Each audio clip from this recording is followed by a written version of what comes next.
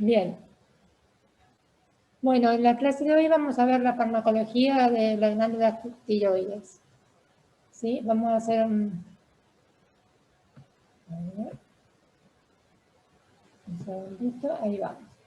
Los objetivos de la clase de hoy van a ser conocer la fisiología de las hormonas tiroides, conocer la farmacodinamia y farmacocinética de las hormonas tiroides y la farmacodinamia y farmacocinética de las drogas usadas en el tratamiento del hipertiroidismo.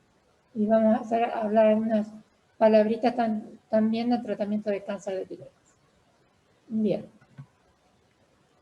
Generalidades. Vamos a hacer un breve repaso porque, bueno, tenemos que recordar un poco cómo funciona la tiroides y cuáles son sus hormonas para ver la farmacología de las mismas. La glándula tiroides obviamente forma parte del sistema endocrino, está ubicada en el cuello, no sé si la recuerdan, tiene dos lóbulos, derecho e izquierdo, y un istmo, ¿sí? Y secreta las hormonas tiroideas, la tiroxina, T4, y la triiodotiriona o T3. Esas son las hormonas principales que secretan las células foliculares. También secreta la calcitonina por las células parafoliculares de la tiroides, que bueno, no son hormonas tan importantes, y nos vamos a basar la clase de hoy fundamentalmente en T3 y T4. Muy bien. Las hormonas tiroideas contienen yodo. El yodo la glándula lo obtiene de la nutrición, de la dieta, o sea que es importante el aporte de yodo de la dieta para la fabricación de las hormonas. De todas formas, la glándula tiene dentro de sus folículos, en el coloide, almacenada en forma de tiroglobulina, una gran cantidad de hormonas tiroideas para garantizar la secreción adecuada, los niveles fisiológicos adecuados, a pesar de las fluctuaciones diarias de la ingesta de yodo. Hay zonas donde el aporte de yodo es muy bajo y se produce lo que se llama el bocio endémico, y en muchos países como el nuestro, la sal de mesa está iodada para garantizar un aporte mínimo de yodo para las personas, para evitar el hipotiroidismo o el bocio endémico. Bien, las hormonas tiroides son esenciales para el desarrollo normal, sobre todo para el desarrollo del sistema nervioso central. Es por eso que en nuestro país, por ley, se le hace diagnóstico a todos los recién nacidos de hipotiroidismo congénito, para tener un diagnóstico precoz, un tratamiento adecuado, para evitar los trastornos del desarrollo, sobre todo del desarrollo del sistema nervioso central, pero bueno, dejado evolucionar, también trae trastornos del desarrollo óseo y de muchos otros órganos y sistemas. Y en el adulto, las hormonas tiroideas garantizan la homeostasis metabólica e influyen en casi todos los sistemas orgánicos. Bien, vamos a hacer un pequeño recuerdo, un poco de memoria de cómo se produce la síntesis y secreción de las hormonas tiroideas. Este sería un vaso sanguíneo, ¿sí? Este sería una célula folicular y este sería el interior del coloide. Entonces, el yodo ingresa a la célula por un enzima transportador de yodo y sodio. El yodo después es oxidado y organificado, se produce el acoplamiento, la exocitosis al coloide, se forman los residuos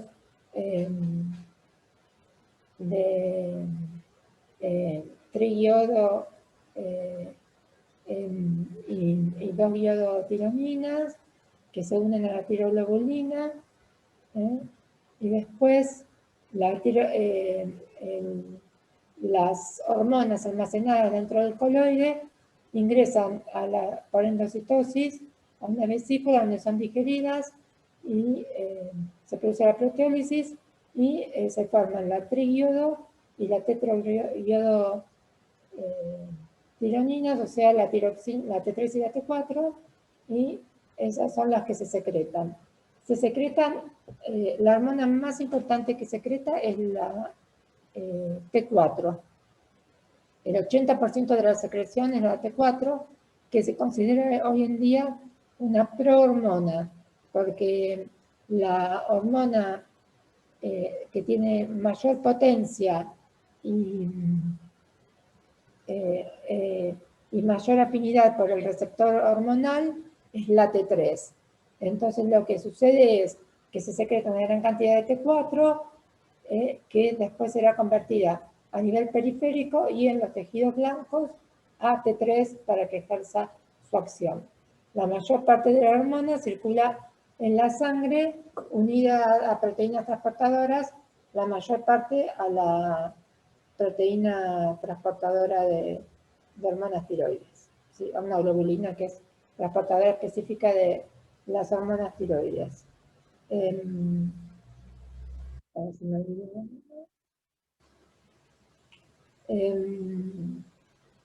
Bueno, tiene una regulación, la secreción de las hormonas tiroides por el eje hipotálamo, hipófisis, tiroides. Se secretan, como ven acá, T4 y T3. Esperen que hay gente en la sala de espera.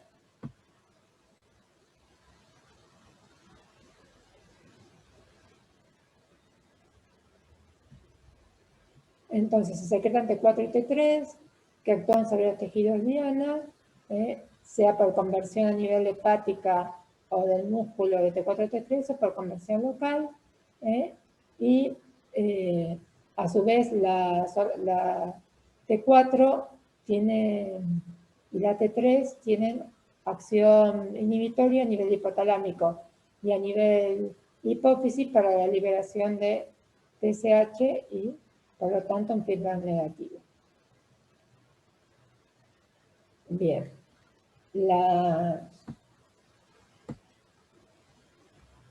Esto está sacado del Goodman. Quería recordar esto y hacer un poquito de hincapié en esto de la conversión periférica de T4 a T3. Les dije que el 80% de lo que se produce es T4 y que equivale más o menos a 100 microgramos por día.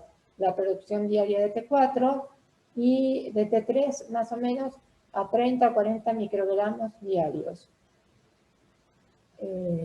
La T4 se convierte a T3 por acción de unas enzimas que son las deiodinasas, de las cuales se conocen tres tipos. La deiodinasa 1, la 2 y la 3. Para la conversión de T4 a T3 actúan fundamentalmente la deiodinasa 1 y 2, y lo que hace es retirar el yodo de la ubicación 5 en el anillo externo de T4, y así se genera T3. Si el yodo que se quita está en la situación 5 pero del anillo interno, se genera T3 reversa, que no tiene actividad biológica. Sería una forma de inactivar la T4. Y esto está mediado generalmente por la deiodinasa 3. La D1 está ubicada fundamentalmente en hígado, riñón y tiroides. Es la que hace la deiodinación periférica y puede ser inhibida por algunos fármacos, como por ejemplo el propiltiogracilo, que es un fármaco antipitiroideo que vamos a ver más adelante.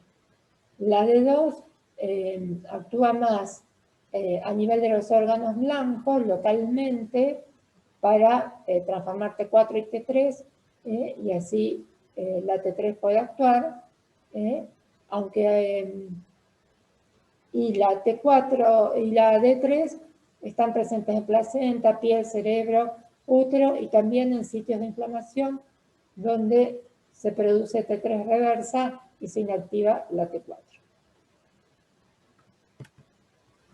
Bueno, el mecanismo de acción principal es su acción sobre receptores nucleares de la familia de receptores hormonales y actúan a nivel del receptor nuclear promoviendo la transcripción génica.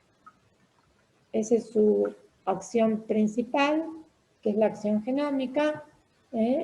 También tiene otras acciones extragenómicas, algunas no totalmente dilucidadas, pero que participan en los efectos de las hormonas tiroides y los efectos clínicos o acciones farmacológicas de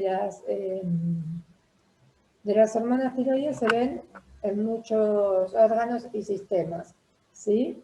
Sobre todo, como ya dijimos, en el crecimiento y desarrollo, en la termogénesis, en el sistema cardiovascular y a nivel metabólico. A nivel cardiovascular aumenta el tono simpático y una regulación al alza de los beta-2 receptores. A nivel cerebral producen síntesis de proteínas necesarias para la mielinización y maduración, también intervienen en la producción del surfactante, tienen efecto anabólico y aumentan la actividad osteoblástica, aunque a concentraciones altas pueden producir osteopenia. También, como les dije, participan en la termogénesis, o sea que derivan varios sistemas hacia la generación de calor y regular así la actividad metabólica.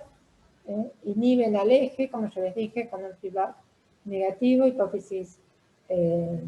hipotálamo hipófisis tiroideo, aumentan la síntesis de eritropoyetina, también participan en el funcionamiento del sistema reproductor y a nivel de metabolismo son anabólicos de las proteínas, a nivel de los hidratos de carbono aumentan la absorción intestinal, la glucogenólisis y la gluconeogénesis, y a nivel de los lípidos promueven la lipólisis y la beta-oxidación de ácidos grasos. Es típico que las personas que tienen hipotiroidismo suelen cursar con dislipemia, con elevación de LDL y de colesterol total. Bien. Si me quieren preguntar algo o no, me interrumpen, ¿sí? Bien.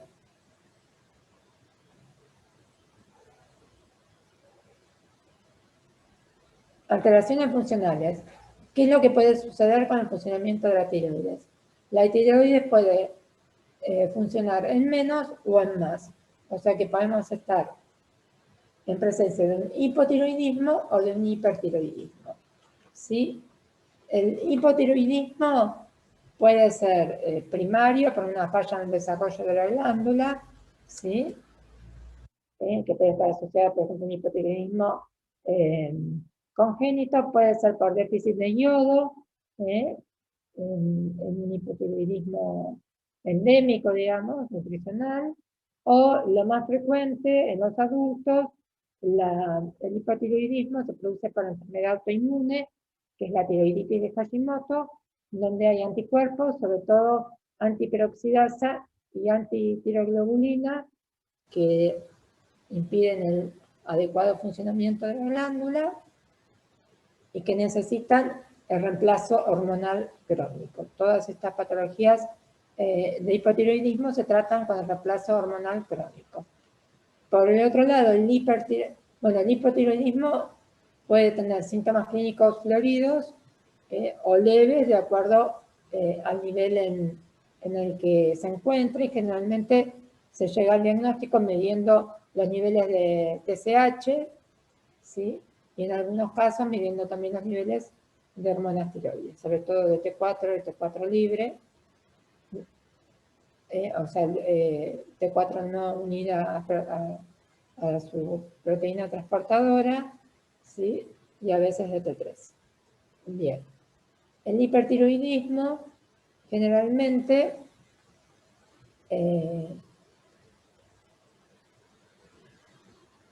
se debe en los adultos, la mayor parte de las veces, a la enfermedad de Graves, en la enfermedad de Graves lo que ocurre es que hay anticuerpos que son estimulantes contra los receptores de TSH.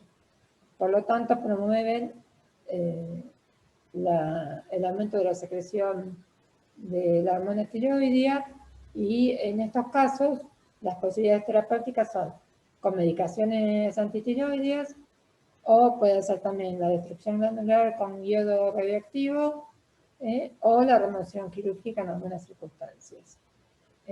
También el hipotiroidismo en algunas ocasiones, en menor medida, puede ocurrir que se deba a un nódulo hiperfuncionante. Bien, esa sería la patología más importante de la glándula, y la otra que quedaría, que venimos al final, serían las neoplasias. Bien. El hipotiroidismo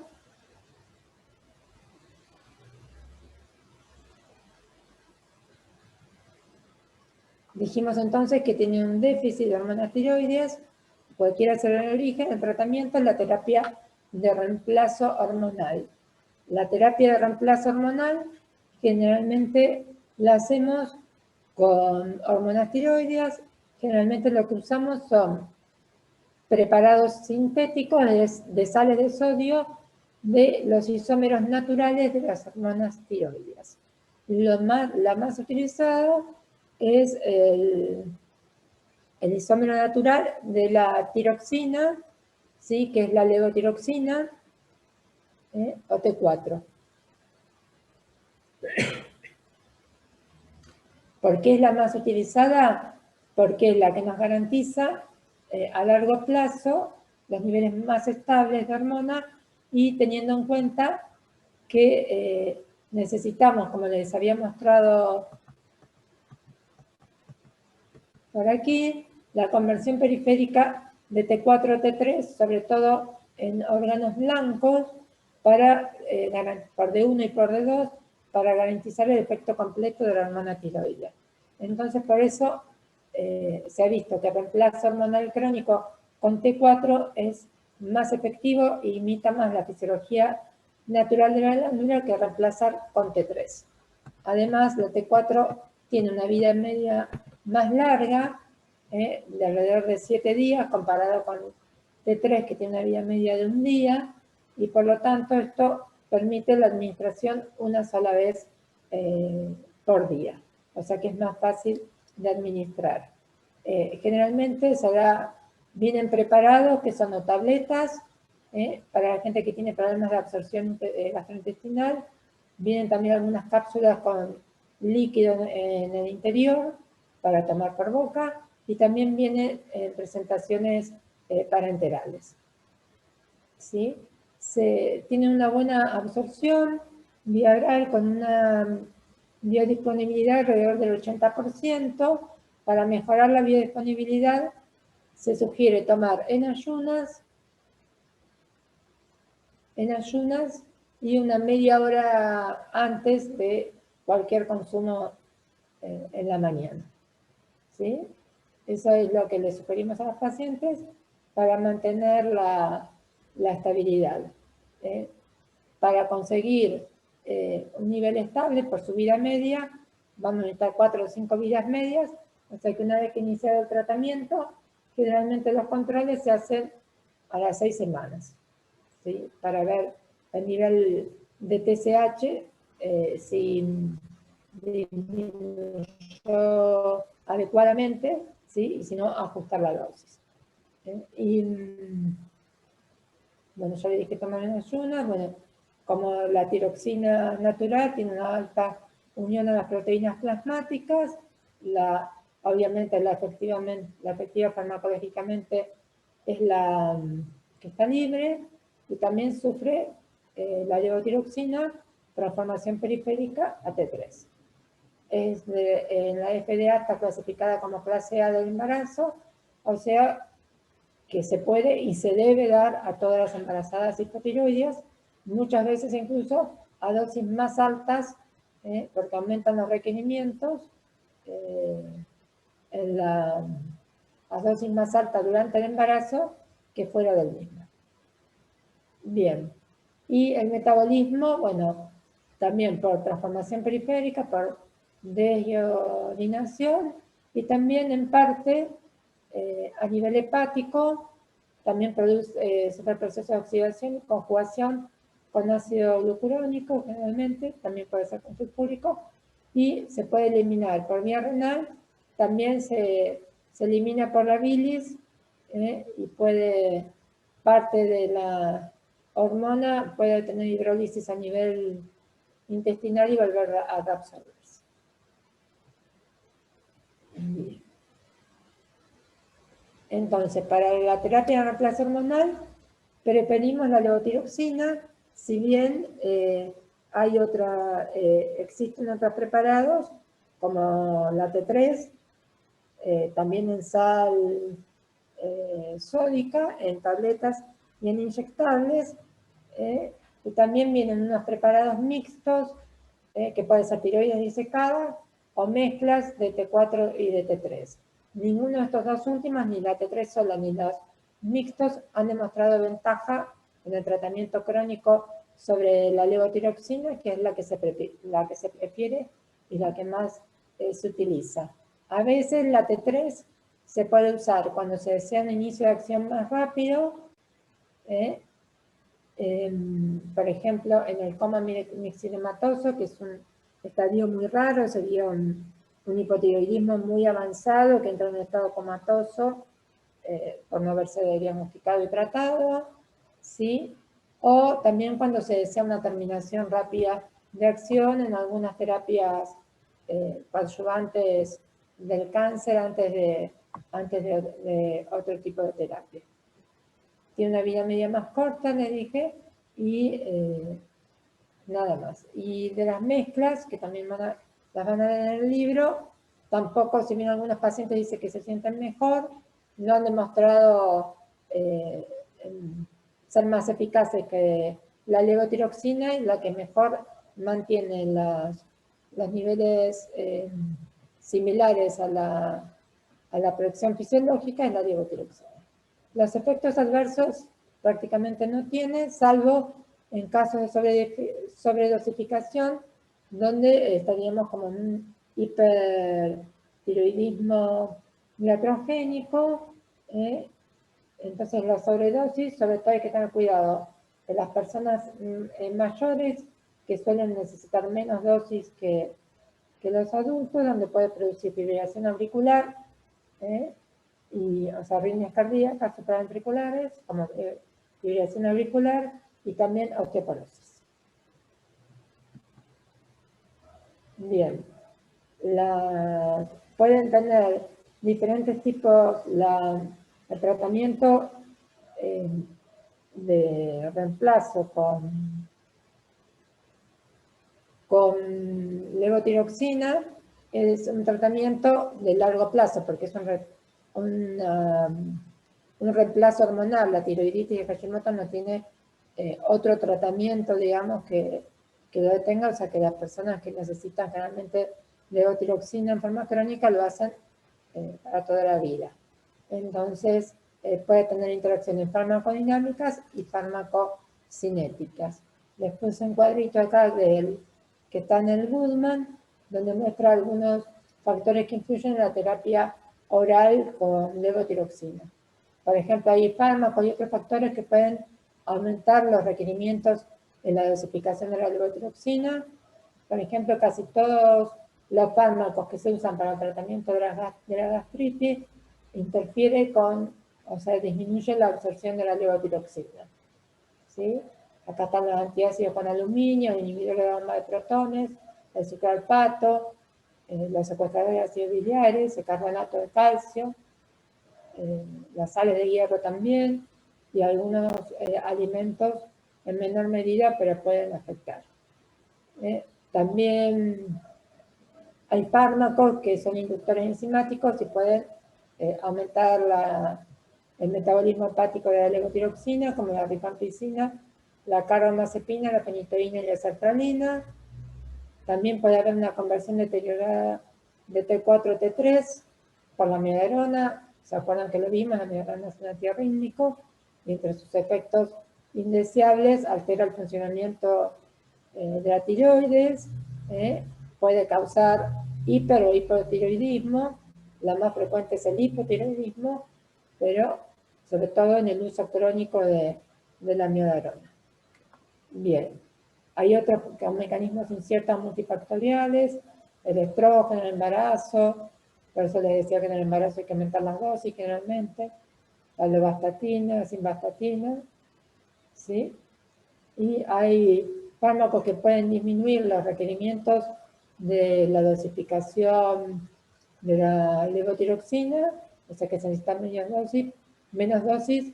Por un lado, la edad avanzada, les dije que son más susceptibles y que por lo tanto pueden tener efectos indeseables, y también la terapia androgénica en mujeres, y también hay fármacos que pueden disminuir los niveles de TSH sin modificar la T4 libre en los pacientes que son tratados con levotiroxina, como la metformina, ¿se acuerdan? Marihuanida que se usa para el tratamiento de la diabetes. Esto a tenerlo en cuenta si uno está pidiendo solamente TSH para control del hipotiroidismo.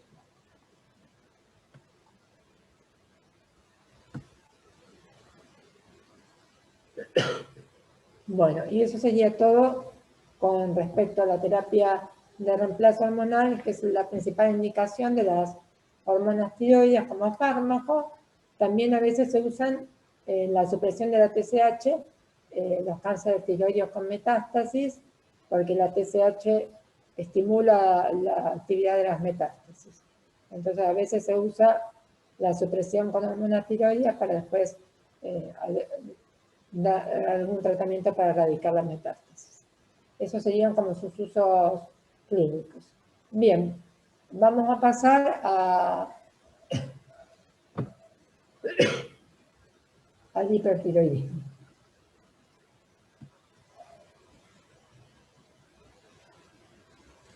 Bien, como el hipertiroidismo ya les dije que generalmente está relacionado con la enfermedad de Graves o con nódulos hiperfuncionantes. ¿Y cómo podemos tratar el hipertiroidismo? Podemos intentar disminuir la síntesis de hormona, modificar la liberación de la misma, bloquear la conversión periférica de T4 a T3, les dije que la hormona efectiva es la T3, y también inhibir la acción a nivel del órgano blanco. Estas serían todas posibilidades de blanco farmacológico. Entonces, para esto tenemos medicamentos, entonces, antitiroideos y otros que inhiben el funcionamiento de la tiroides. Entonces, por ejemplo, fármacos que inhiben el transporte de los ioduros, pero fundamentalmente, lo primero que vamos a ver, lo más importante, las drogas que inhiben la síntesis de las hormonas tiroides. ¿Sí? Inhiben la síntesis de hormonas tiroides, dentro de ellas las más importantes son las tioureas.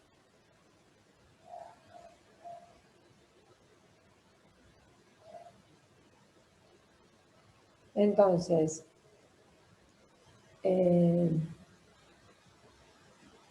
las tioureas que nosotros conocemos son fundamentalmente lo que más usamos nosotros, el metimazol. ¿Sí? También existe otra tiourea que es el propilfibrosilo, que se usa más en Estados Unidos, aunque está disponible en nuestro país, y el carbimazol, que es una prodroga que se transforma en metimazol. O sea que fundamentalmente metimazol y propiltiuracilo. ¿Cuál sería el efecto que generan? Estos, ¿cómo actuarían? Lo que hace es una inhibición de la formación de hormonas tiroides al interferir en la incorporación del yodo a los residuos de tirosilo de la tiroglobulina. También inhiben la formación de iodotironinas y se cree que todo eso lo hacen inhibiendo la peroxidasa tiroidea. ¿Sí? Eso sería su principal mecanismo de acción y lo que llevarían con el tiempo es un agotamiento de las reservas. A su vez, el propiltiuracilo también tiene una inhibición, inhibe la deiodinasa 1, inhibiendo en parte la transformación periférica de T4 a T3. Eso sería el principal mecanismo de acción. ¿Cuánto tarda en lograr el eutiroidismo? Bueno, en realidad más que en lograr el eutiroidismo sería en controlar los síntomas de la tirotoxicosis o hipertiroidismo alrededor de 30 días, ¿sí? Para que se noten los efectos. Acuérdense que hay mucha hormona almacenada en la glándula, y más o menos tardarían unos 30 días en verse los efectos beneficiosos, y bueno, una vez que se logra el eutiroidismo, generalmente se disminuye la dosis, se continúa el tratamiento para evitar que desarrolle hipotiroidismo y para sostener el control del hipertiroidismo. En general, para lo que se usan estos medicamentos, lo que buscamos es controlar, digamos, los síntomas del hipertiroidismo, sobre todo de la enfermedad de Graves, hasta que ésta remita espontáneamente, que es lo que suele suceder. Pero como los síntomas son serios y pueden traer muchos trastornos a la salud, lo que buscamos es un control de los síntomas hasta que remita la enfermedad de Graves.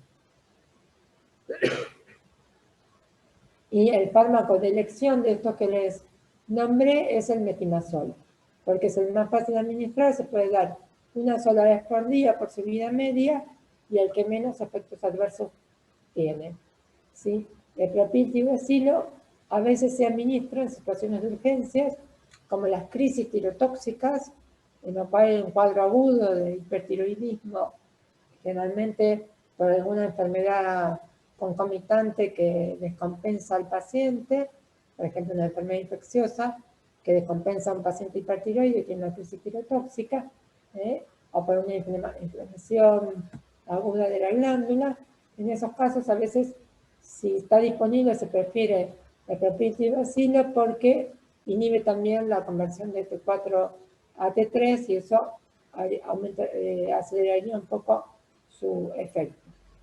Pero en general, para el tratamiento crónico de la enfermedad de Graves, se usa metimazol. Generalmente se busca que llegue a eutiroideo, después se baja la dosis y se mantiene un tiempo, unos meses, una dosis de mantenimiento, hasta que se pueda suspender. ¿Sí?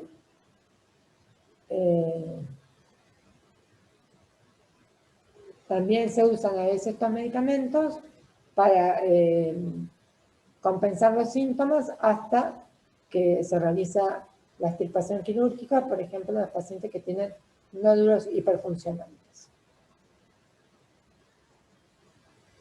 Bien, creo que no me olvidé nada de lo que les quería decir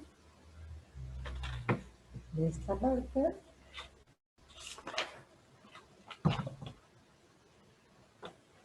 Bien, entonces, el principal que usamos es metimazol. En cuanto a farmacocinética, les puse este cuadro que me parece que está más claro, del Goodman. El metimazol, que es el que más usamos, no tiene una importancia en las proteínas plasmáticas, tiene una vida media más larga, esta de 75 minutos, esto es de 4 a 6 horas, permite darlo 1 o 2 veces por día, el volumen de infusión es mayor, los dos se concentran en la tiroides, por eso a pesar de que su vida media no es tan larga, se puede dar una vez por día. El metabolismo del fármaco durante la enfermedad hepática grave del metimazol puede estar disminuido, en la enfermedad renal grave no se afectan, el propiltiroxino hay que darlo entre 1 o 4 veces diarias, en cambio el metimazol 1 o 2 veces por día. El paso trasplacentario es bajo y la concentración de leche materna también es bajo. En caso de hipertiroidismo en una paciente embarazada, que se da en bajo porcentaje, pero puede ocurrir, se pueden usar. Se prefiere en el primer trimestre del embarazo el propiltiroxino porque el metimazol se ha asociado con embriopatías. El desarrollo embrionario son los 3 primeros meses, o sea que en los 3 primeros meses se prefiere el propiltiroxino y después, a partir del segundo y tercer trimestre, pasar a metimazol, porque el metimazol es mejor tolerado, tiene menos efectos indeseables, sobre todo se ha vinculado menos con la posibilidad de producir hepatitis, ¿sí? Alteración hepática que puede ser más frecuente en la embarazada. Bien, entonces estos serían sus efectos adversos. Hay algunos más frecuentes que no son tan graves, digamos que no tienen gravedad, pero que pueden ocurrir. Y hay algunos graves de menor frecuencia, como la hepatitis, el hipotiroidismo fetal. Por eso hay que estar atentos, ¿sí?, en un tratamiento y también ver que no altera el desarrollo del feto. Y el metimazol puede producir granulocitosis. Eso se puede producir en cualquier momento del tratamiento, es reversible al suspender el fármaco, y como es imposible predecir quién la va a hacer y en qué momento, generalmente lo que se hace es alertar al paciente que si llega a tener un cuadro febril, por ejemplo, dolor de garganta y fiebre, que consulte y que cuente, digamos, que está tomando esta medicación, para que le hagan un recuento de glóbulos blancos, y si llegan a estar bajos, hay que suspender el fármaco. Generalmente se recuperan con la suspensión del fármaco, no suelen necesitar otro tratamiento. No es tan frecuente, pero bueno, hay que tenerlo en cuenta, porque puede ser grave. Bien, no sé si tenía algo más de esto, me parece que no. Bien, esos serían entonces los fármacos antitiroideos. Quería recordarles que también en la tirotoxicosis o hipertiroidismo, a veces usamos también fármacos como ayudantes en el tratamiento hasta que se controle el hipertiroidismo. Por ejemplo, las beta bloqueantes, como el propanolol y el atenolol, para antagonizar los efectos simpático-adrenérgicos que produce el exceso de hormona tiroidea. También podrían ser los bloqueantes de los canales de calcio, sobre todo las no dihidropiridinas como el diltiazem, para controlar la taquicardia y las taquiarritmias supraventriculares.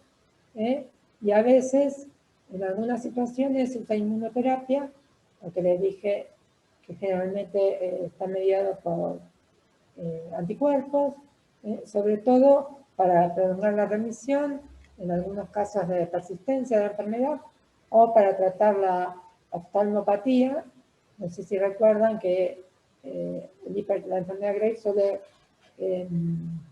puede cursar con exoftalmo, hay una infiltración de tejido conectivo retroocular,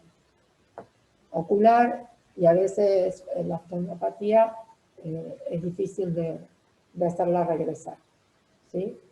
Para eso se usa a veces un anticuerpo monoclonal que está dirigido contra linfocitos B activados. Bien, esto sería un poco la posibilidad de algunos otros fármacos adyuvantes que no actúan directamente sobre la glándula. Ahora vamos a ver los fármacos que modifican en parte la liberación de las hormonas tiroideas. Vamos a ver los ioduros. Los ioduros en concentraciones elevadas limitan su propio transporte dentro de la glándula. Les dije que el yodo es indispensable para la síntesis hormonal, y a su vez inhiben en forma aguda y transitoriamente la síntesis de la iodotirosina y tironinas. Eso es lo que se llama el efecto de Wolff-Chaikoff, o como se pronuncie, porque es un apellido. Este es un efecto que se produce en forma aguda y transitorio, suele tener su efecto máximo con 15 días de tratamiento continuo, después de lo cual suele haber un fenómeno de escape. También inhibe la liberación de hormonas tiroides. Entonces disminuyen la liberación por autorregulación, también disminuyen la síntesis, como les dije, y además disminuyen la vascularización a nivel de la glándula. Todo esto hace que muchas veces los ioduros se utilicen, por un lado, como tratamiento prequirúrgico de las glándulas, sobre todo de la glándula tiroides muy aumentada de tamaño, para reducir su vascularización y su tamaño, disminuyen la fiabilidad de la glándula y facilitan la extirpación quirúrgica. Y también se suelen usar a veces en las crisis tirotóxicas, que son, como les dije, esas situaciones agudas, en las cuales el paciente suele estar febril, taquicárdico, a veces con arritmias. Entonces, en esas situaciones, a veces, para bajar en forma más rápida la circulación de hormonas tiroides, a veces se da un fármaco antitiroideo, seguido de ioduro y acompañado de algún beta bloqueante para limitar los síntomas del exceso de actividad de hormona tiroides. Bien, esos serían como los usos fundamentales. También hay otro uso para los ioduros, que es para proteger la glándula tiroides en caso de lluvia radioactiva. O sea, en los lugares donde ha habido accidentes radioactivos, la lluvia radioactiva trae yodo en forma radioactiva, como la glándula tiroides es el principal captadora de yodo, se concentra el yodo radioactivo dentro de la glándula y eso predispone a daño de la glándula y a desarrollo de cáncer de tiroides. Entonces, en esos casos se suele suplementar a la gente con yodo oral, sea en forma de solución de Lugol o en alguna otra presentación, para prevenir la captación del yodo radioactivo. En esos casos, ¿cuáles pueden ser los efectos adversos de la administración de yodo, de los ioduros? La mayoría reacciones de hipersensibilidad, variadas, desde angioedema, con edema de laringe, hemorragias cutáneas, reacción de hipersensibilidad tipo enfermedad del suero, púrpura trombóticas trombocitopénicas o periartritis nudosa. O sea, son reacciones poco frecuentes, pero que cuando ocurren pueden ser graves, pueden mejorar con la suspensión de la medicación. También en el uso crónico puede producir síntomas de intoxicación crónica. Bien, eso con respecto a los ioduros. Y ahora vamos a pasar, vamos a recordar que también hay algunos otros fármacos que ya les nombré, que inhiben la conversión periférica de T4 a T3, o sea, sobre todo a nivel de iodinasa 1, ya les dije, el pepiltibracilo, el propanolol, que a veces se usa también en las crisis tóxicas, también parece inhibir la de iodinasa 1, también esto sería un efecto de la miodarona, que en este caso sería más un efecto indeseable que buscado. Y también parece ocurrir por los glucocorticoides y por algunas sustancias de contraste, sobre todo muchas de ellas que son iodadas, usadas para estudios de imagen con contraste. Bien, en los pacientes donde el tratamiento con fármacos antitiroideos y la remisión espontánea no alcanzan, o pacientes que tienen, que son personas mayores de edad o con enfermedades cardíacas, ¿sí? O que tienen enfermedad de Graves recurrente o persistente, o que tienen un bocio nodular tóxico, a veces lo que se elige es el tratamiento con yodo radioactivo, que es el yodo 131. El mecanismo de acción del yodo radioactivo, la glándula tiroides es la única que lo va a captar, entonces se concentra en la glándula y produce una radiación beta a nivel de la glándula que destruye el tejido glandular. La cantidad de tejido destruido es proporcional al tamaño de la tiroides y a la dosis que le dimos. El efecto indeseable más frecuente del yodo 131 es el hipotiroidismo residual. Generalmente se da vía oral, en forma de solución o de cápsulas. Se concentra en la tiroides, como les dije, se elimina por el riñón, tiene una vida media de desintegración de 8 días. Generalmente es un tratamiento ambulatorio, aunque se suele recomendar al paciente que recibe la dosis de yodo radioactivo, que sobre todo evitar la cercanía con niños y embarazadas, ¿sí? Obviamente es un tratamiento que no se puede administrar a embarazadas, ¿sí?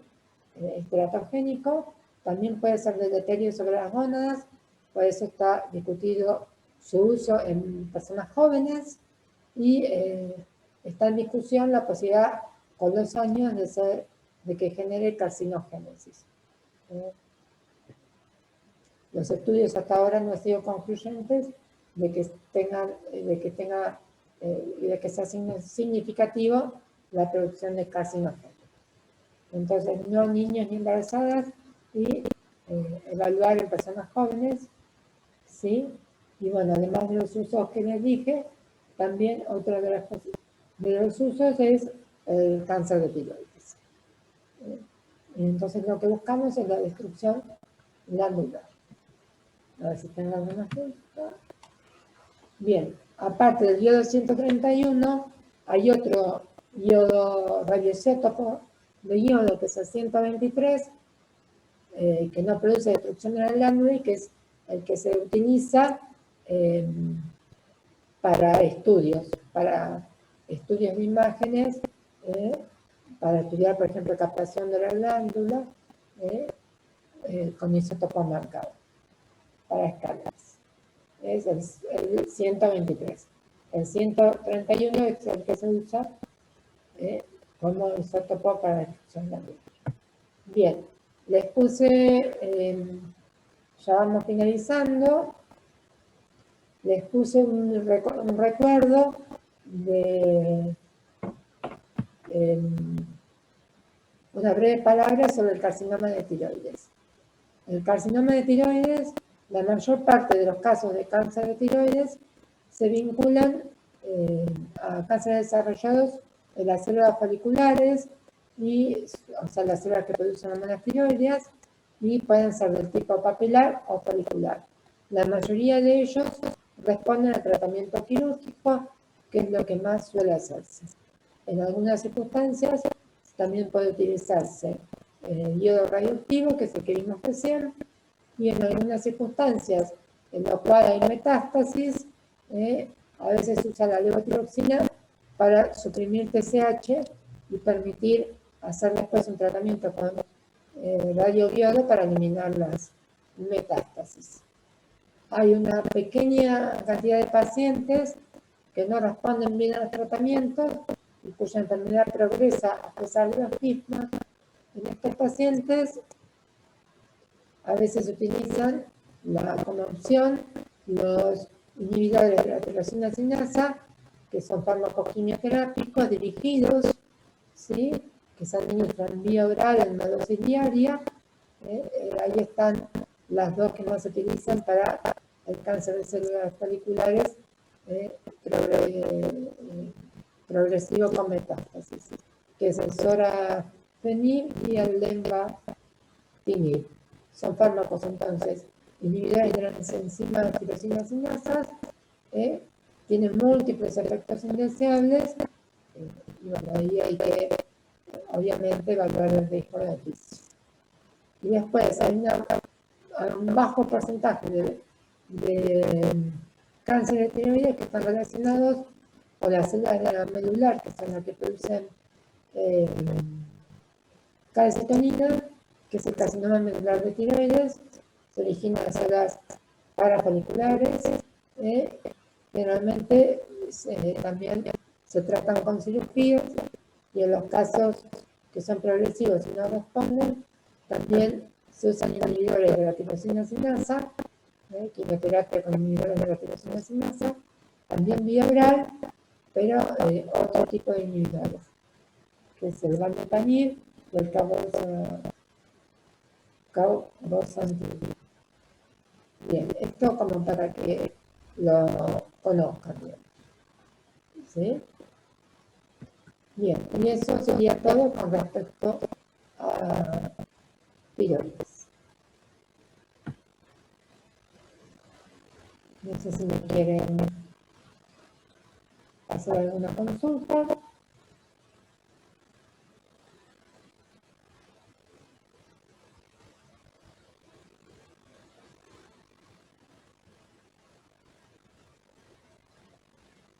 Si queda alguna duda.